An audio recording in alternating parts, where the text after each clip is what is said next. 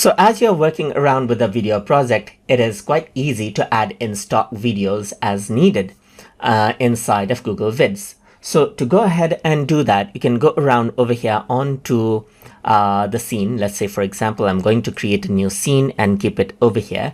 And over here, I want to add in videos from stock. So to do that, over here on the right hand side, simply go to stock right here, and you can see different sort of stock elements right here, and one of them are videos.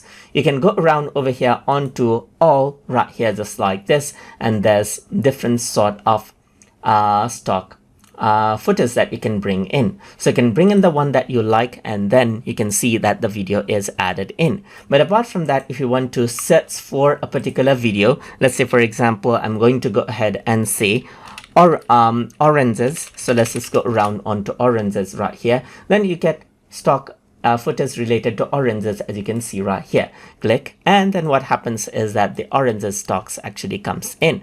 So you can go ahead and play and see how this actually looks like right here as well. And that is how you can go ahead and then add in stocks. But what you can also do is, if you were to hover over, you can see the stock videos right around over here as well. So you can actually go around over here and click on preview right here to actually open up a preview window on how the video looks just like this as well, before you actually go ahead and add it into timeline.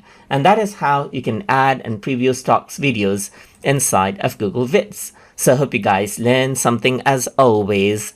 And as always, please like, comment, share, and subscribe.